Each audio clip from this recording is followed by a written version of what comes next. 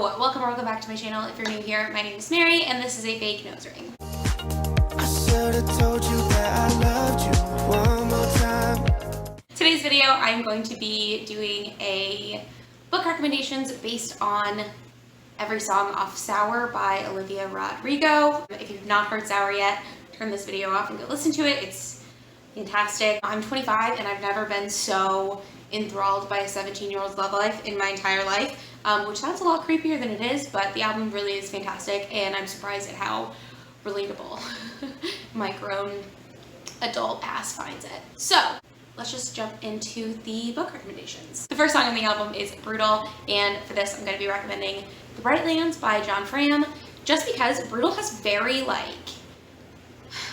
I'm so sick of 17, where's my teenage dream, it's brutal out here, I hate my hometown, pop punk energy. The Bright Lands has a similar energy. It basically is a horror novel following an older, I think he's 28, what's his name? Joel Whitley, who is going back to his small town in Texas, or his small hometown in Texas after living in New York.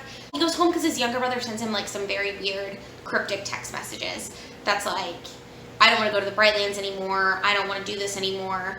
And so he's worried about his brother, so that's why he goes home, and then his brother goes missing, and then the story sort of takes off from there. But basically Joel is gay, and he had a really hard time in high school because he was gay, and he had a hard time fitting in, and so it's got the same I hate my hometown, yada yada, it's brutal out here, it sucks here type of energy. But yeah, that's what I'm going to recommend for Brutal. The second song on the album is Traitor, and for this I'm going to recommend You by Caroline Kepnes, which is another thriller. You is actually one of my favorite thrillers I've ever read.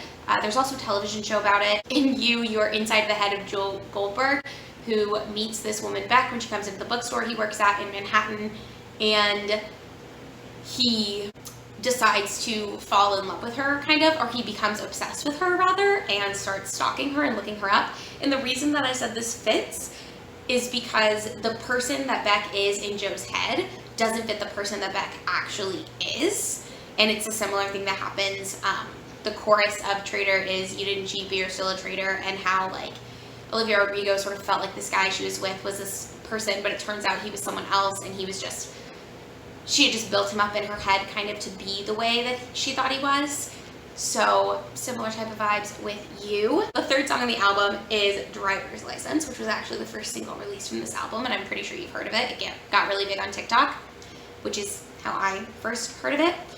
But for this, I'm going to recommend New Moon by Stephenie Meyer, which is my favorite Twilight book. I know a lot of people, you either love New Moon or you hate New Moon, and it basically depends on whether you were team Jacob or team Edward. New Moon is a sequel to Twilight by Stephenie Meyer. It's the second book in a 4-book saga. I'm sure everyone knows what it's about by now, but the reason that I said that this fits is because Driver's License is the epitome of a teenage melodrama song. There's a part where she's I don't know how I'm ever gonna love anybody else, and she's 17, which I just remember, when you're that age, you just feel so strongly about things. And in New Moon, Edward feels like he's putting Belle in too much danger, so he leaves her, and she goes through this black spot of how she doesn't know how she's ever going to live again.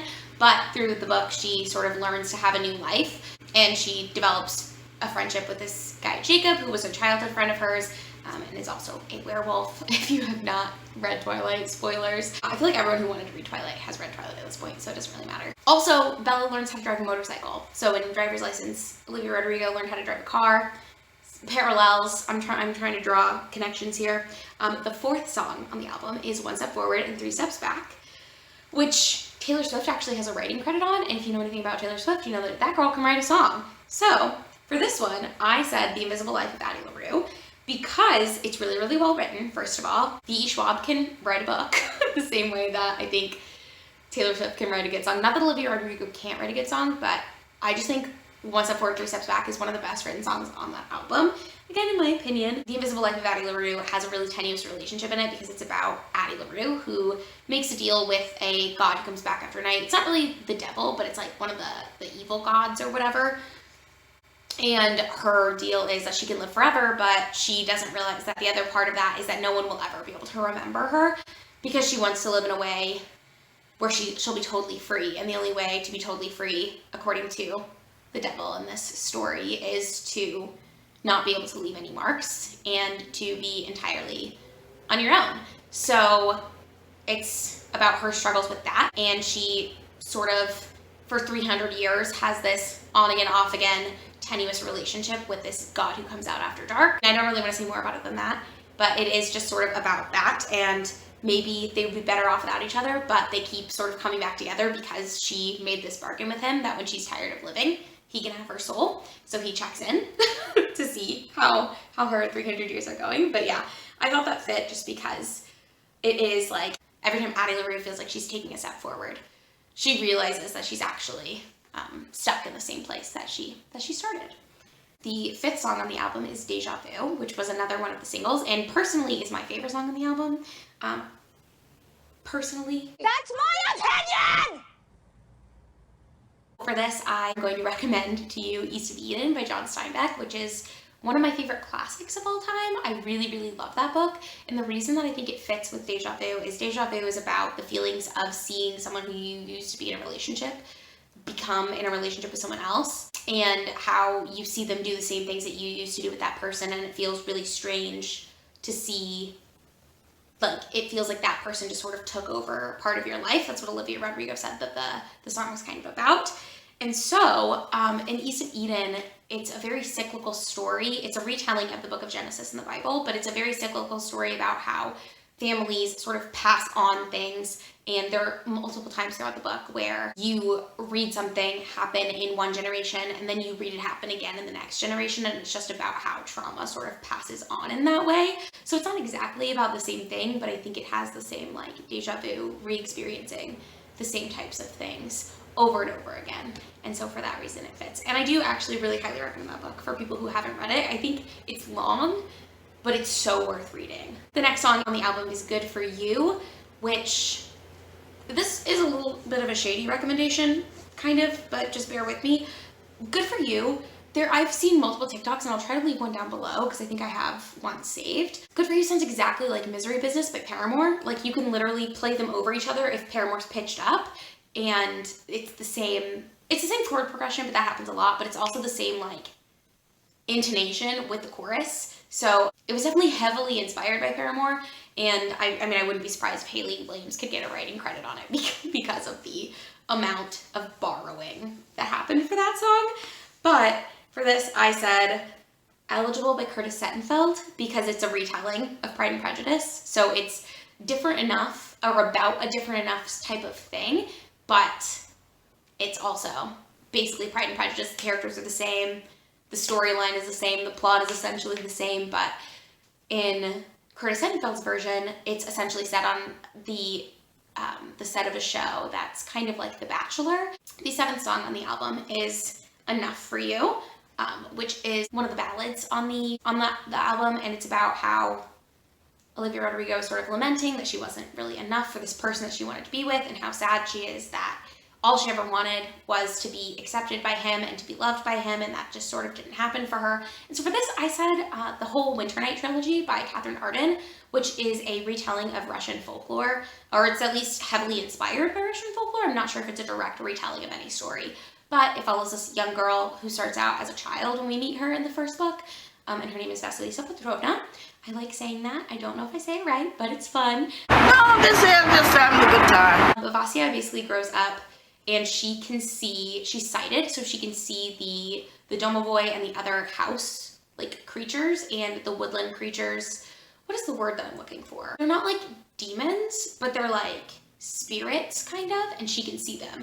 And they're supposed to be like the old gods in pagan Russian religion, but at the start of this story, Christianity has come to Vasya's village, and so she's considered a witch because she can see these pagan gods. And then it just follows her life from there, and Vasya is very different than what a woman or a young girl is supposed to be like. Not only that she's sighted, but that she doesn't really have any interest in getting married. She rides horses. She does all sorts of unladylike things. And all she really wants is for her family to accept her. But it takes a long time for her to get to that point. She sort of has to come into her own on her own terms. And so that's why I think that sort of fits with that song. The 8th song on the album is Happier. And for this, I'm recommending Wuthering Heights by Emily Bronte, which I read earlier this year, and it's become another one of my favorite classics. But Wuthering Heights is about this, again, a tenuous relationship, but it's between this man, Heathcliff, and Kathy, and they meet when they're children, and Heathcliff is described as being darker skinned, which is part of the reason that he can't really be with Kathy, because she's from like an aristocratic background, or she's from a wealthier background, and he's homeless, so he gets adopted into her family, and they sort of develop this like relationship, but it doesn't work out because Kathy basically betrays Heathcliff and marries someone else, and it's just about him being like jealous and him claiming to want all he ever wanted was for Kathy to be happy, but also he is just kind of hoping that realizes that she missed out by not being with him, which is kind of what the song is about. The song is about, I hope you're happy, but I hope you're not happier than you were when you were with me. So the ninth song on the album is Jealousy, Jealousy. And for this, I said Give Me Your Hand by Megan Abbott, which is another mystery thriller. But the reason I chose this one is because the song to me is about like being jealous of other girls who she deems like prettier than her or better than her in some respect, and how she says that like she knows that someone being pretty doesn't mean that she's not pretty, but it's still really hard to get over your jealousy. But in Give Me Your Hand, it's about two women who knew each other when they were younger, like in high school, but they're both competing for the same postdoctoral fellowship to work on this project in their science field. It's like some kind of biomedical sciences. I can't remember exactly what it was. I read this back in December, but yeah, I think this fits just because the main character, who we're following her perspective, knows how difficult it is to be a woman in science, and yet she still feels like she's competing specifically with the other woman, because if there's more, there probably won't be more than one woman on this like scientists team, if that makes sense. The 10th song on the album is Favorite Crime, and for this I picked The Poet X by Elizabeth Acevedo, which is a book in verse. If you get a chance to listen to this as an audiobook, I would highly recommend it. Elizabeth Acevedo does all the readings of her own audiobooks, and it is about this young girl who is in New York, and she's Afro-Latinx, and her mom is really, really strict Catholic and wants her to go to church all the time and wants her to be, it's very important to her mom that she is pure, that she is a good girl, and she is sort of going through her own like emotional growth and like, a sexual awakening kind of. And she joins this poetry club at school because she's really passionate about poetry, but she tells her mom that she's doing more church classes, and she meets this boy and starts hanging out with him, but she's again lying to her mom about doing more church classes. And I said that this fits because the song is about having to break rules and to hurt people who are close to you to be with the person that you care about. And essentially that's something that happens in the book, is that she is having to lie to her mom about what she's doing because her mom won't let her see this boy and really won't let her do anything outside of what her mom deems as her duty as a daughter. And then the 11th and final song on the album is Hope You're Okay. And for this, I chose Educated by Tara Westover, which is actually a memoir.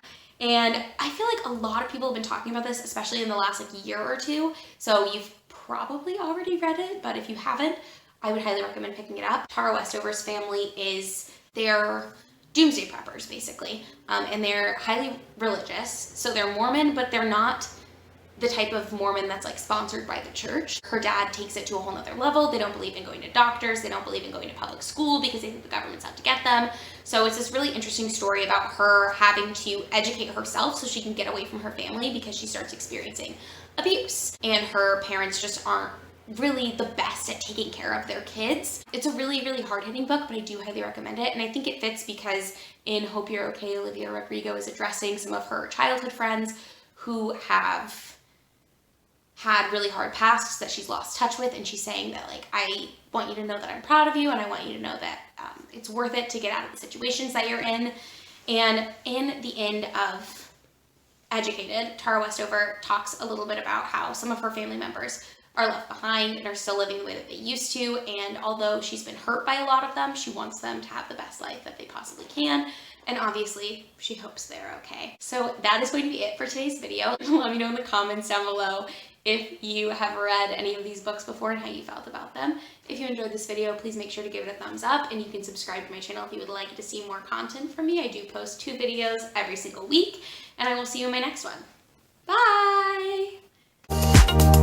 Should've told you that I loved you one more